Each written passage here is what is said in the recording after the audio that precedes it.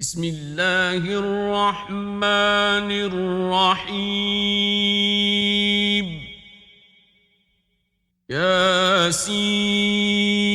ياسين والقرآن الحكيم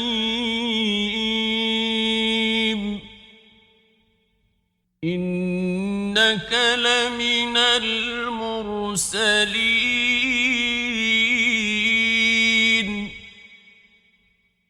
على صراط مستقيم تنزيل العزيز الرحيم لتنذر قوما ما أنذر آباؤهم فهم غافلون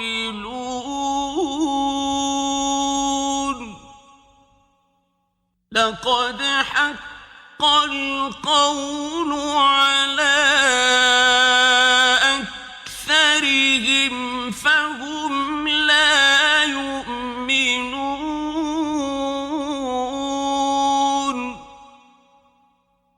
إنا جعلنا في أعناقهم أغلالا فهي إلى الأذقان فهم مقمحون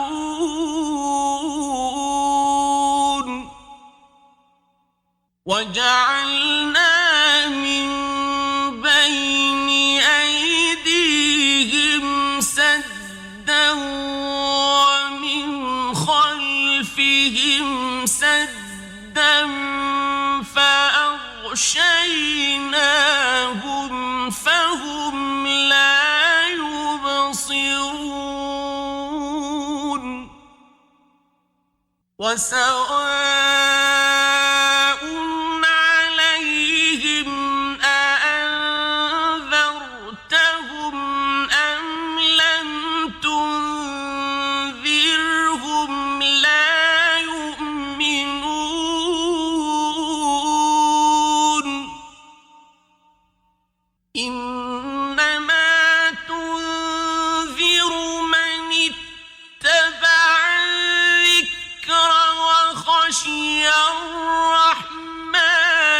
بالغيب فبشره بمغفرة وأجر كريم إنا نحن نحيي الموتى ونكتب ما قدموا وآثارهم وكل شيء أحصيناه في إمام مبين واضرب لهم مثلا أصحاب القرية إذ جاءها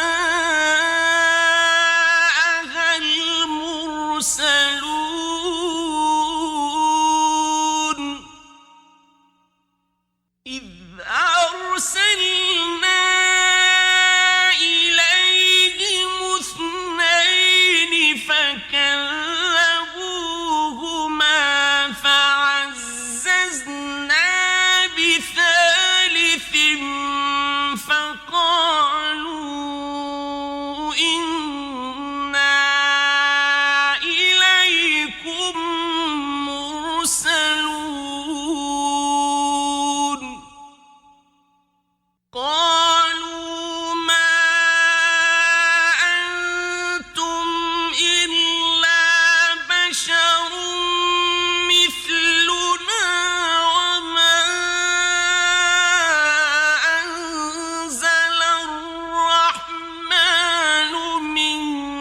شيء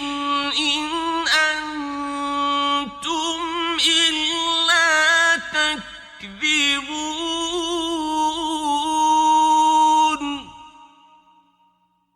قالوا ربنا يعلم إنا إليكم لمرسلون وما علينا إلا البلاغ المبين قالوا إنا تطيرنا بكم لئن لم تنتهوا لنرجمنكم وليمسنكم منا عذاب أليم قالوا طائركم معكم أئن ذكرتم بل أنتم قوم مسرفون وجاء من أقصى المدينة رجل يسعى قال يا قوم اتبعوا المرسلين اتبعوا من لا يسألكم أجرا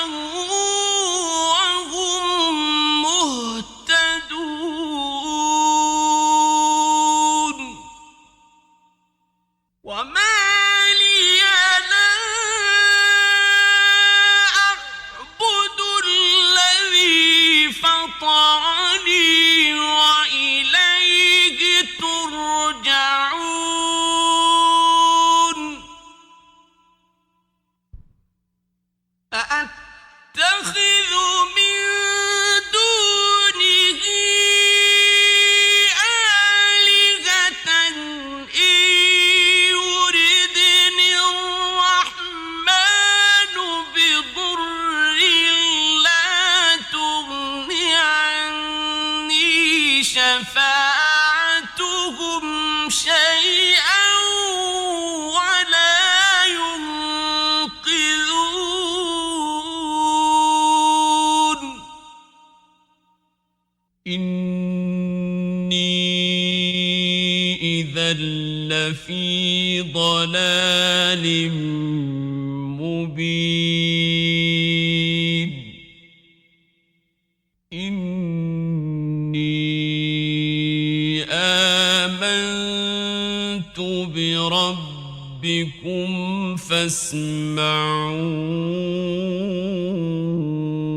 فاسمعون قيل ادخل الجنة قال يا ليت قومي يعلمون بما غفر لي ربي وجعلني من المكرمين وما أنزلنا على قومه من بعده من جند من السماء وما كنا منزلين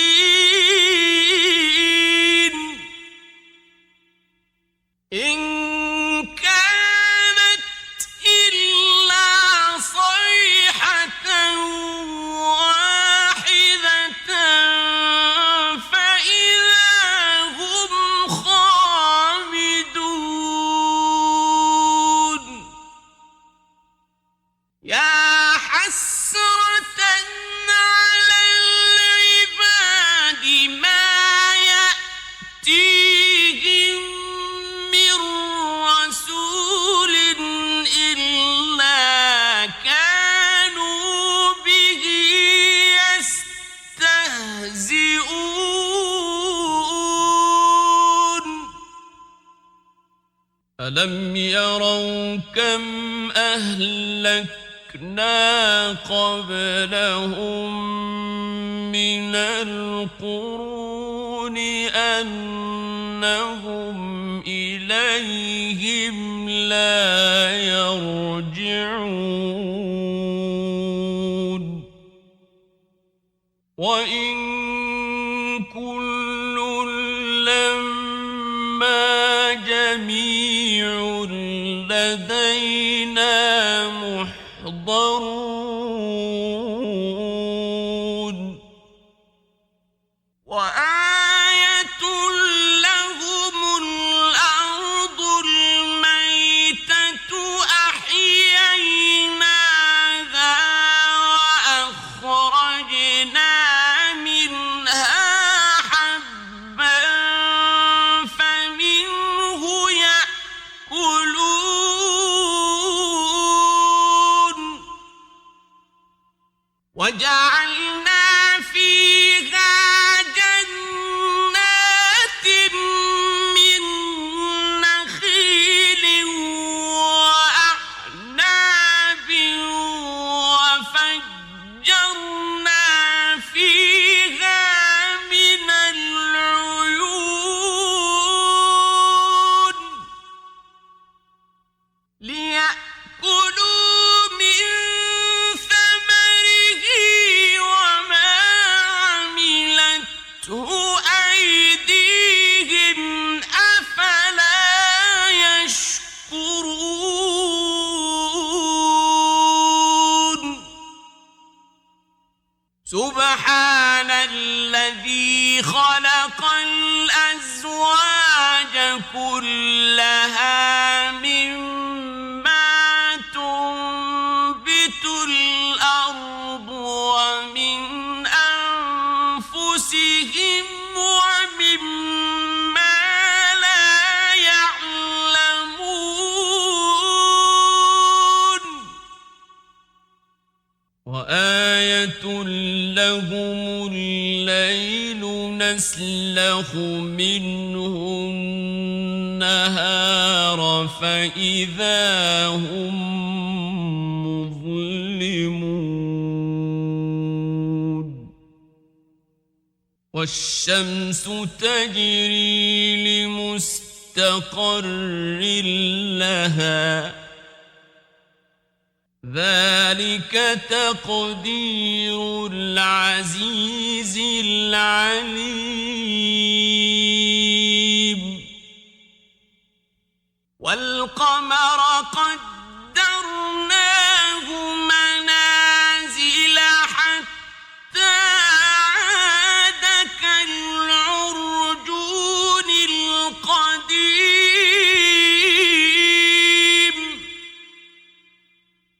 لا الشمس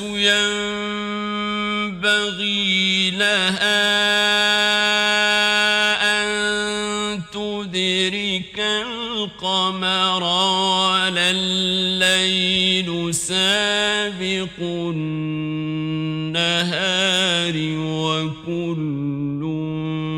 في فلك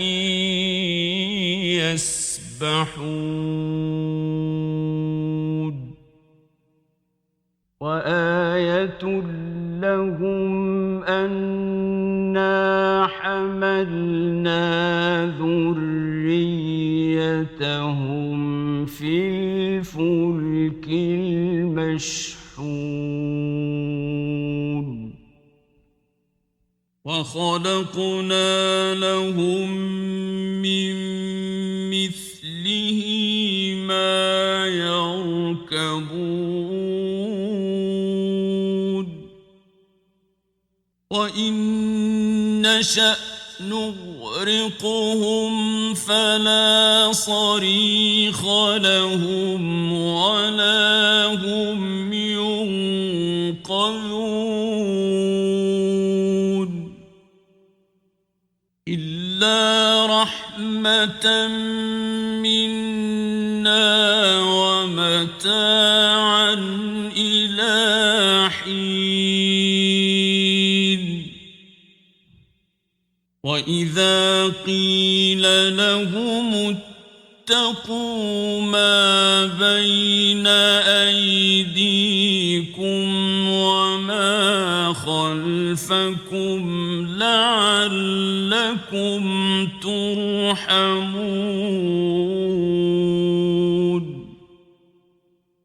وما تأتيهم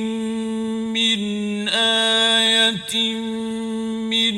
آيات ربهم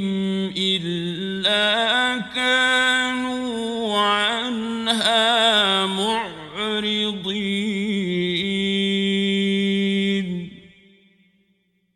وإذا قيل لهم أنفقوا مما رزقكم الله قال الذين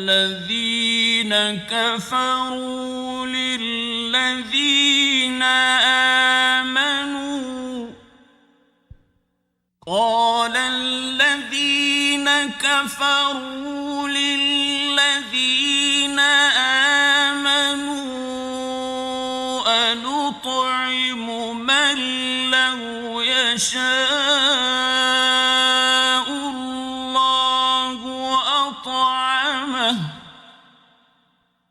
أنطعم من لو يشاء الله أطعمه إن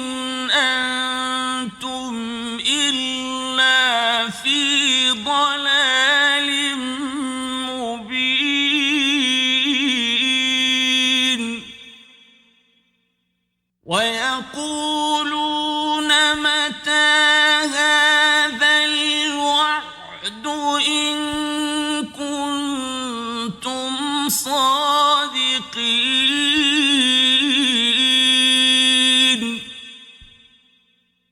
ما ينظرون إلا صيحة واحدة تأخذهم وهم يخصمون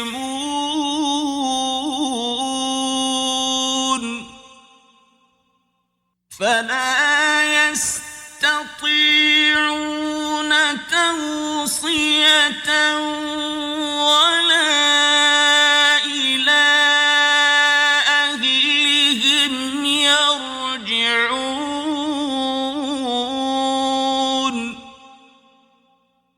ونفخ في الصور فإذا هم من الأجداث إلى ربهم ينسلون قالوا يا ويلنا من بعثنا من مرقدنا هذا ما وعد الرحمن وصدق المرسلون إن كانت إلا صيحة واحدة فإذا هم جميع لدينا محضرون فاليوم لا تظلم نفس شيئا ولا تجزون إلا ما كنتم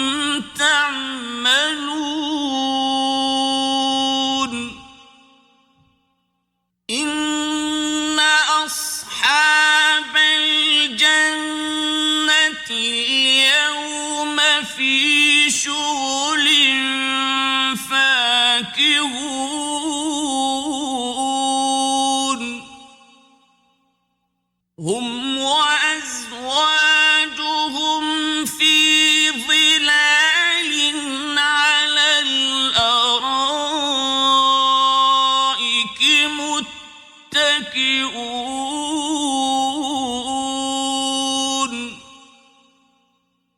لهم فيها فاكهة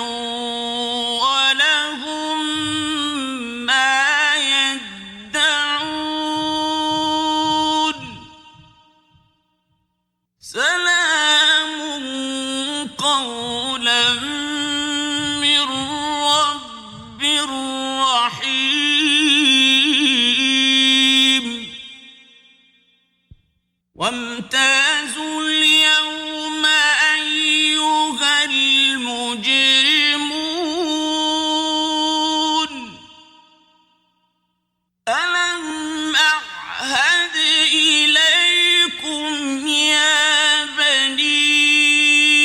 آدم ألا تعبدوا الشيطان إنه لكم عدو مبين وأن اعبدوني هذا صراط مستقيم ولقد أضل منكم جبلا كثيرا أفلم تكونوا تعقلون هذه جهنم التي كنتم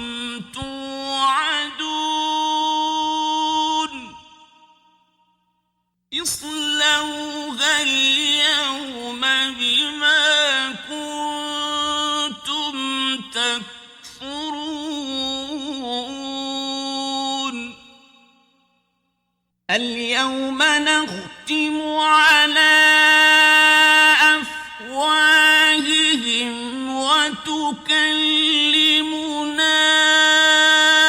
أيديهم وتشهد أرجلهم بما كانوا يكسبون ولو نشاء لطمسنا على أعينهم فاستبقوا الصراط فأنى يبصرون ولو نشاء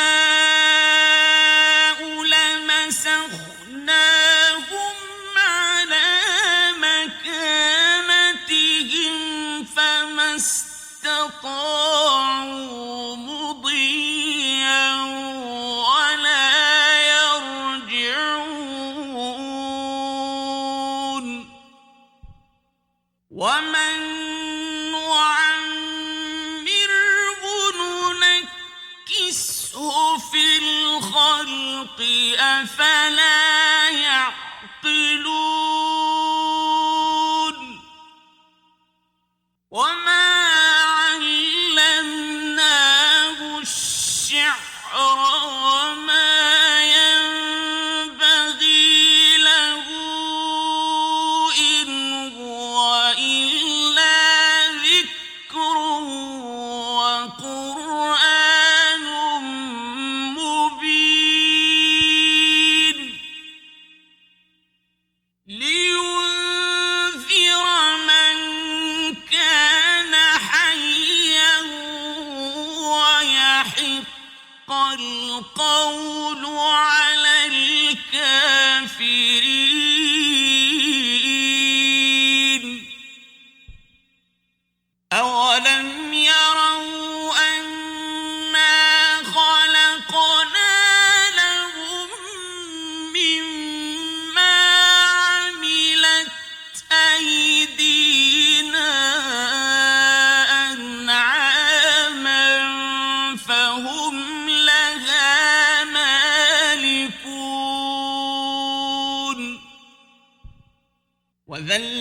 وذللناها لهم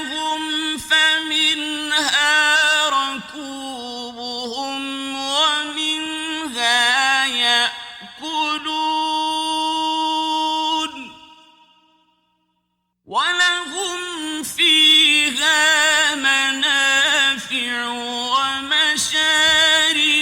أفلا يشكرون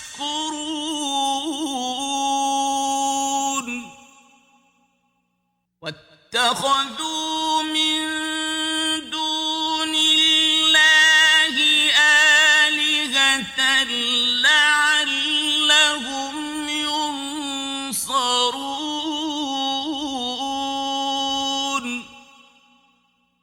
لا يستطيعون نصرهم وهم لهم جند محضرون فلا يحزنك قولهم إنا نعلم ما يسرون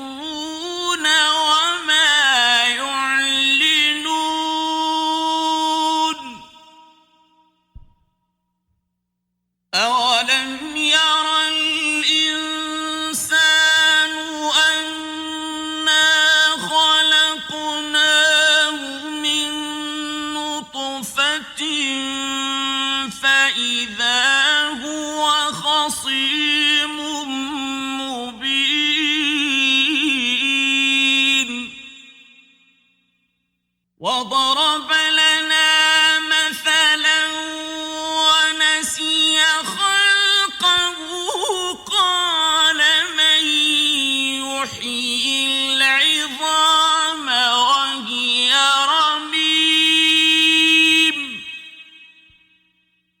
قل يحييها الذي أنشأها أول مرة وهو بكل خلق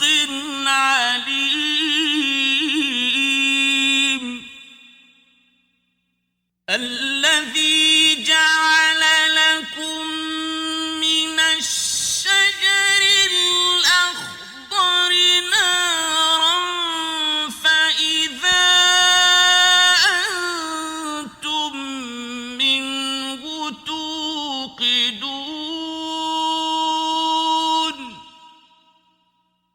أوليس الذي خلق السماوات والأرض بقادر على أن يخلق مثلهم بلى وهو الخلاق العليم إنما أمره إذا أراد شيئا أن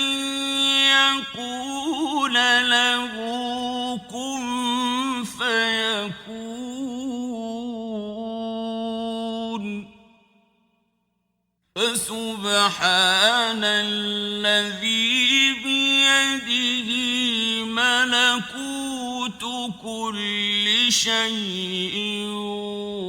وإليه ترجعون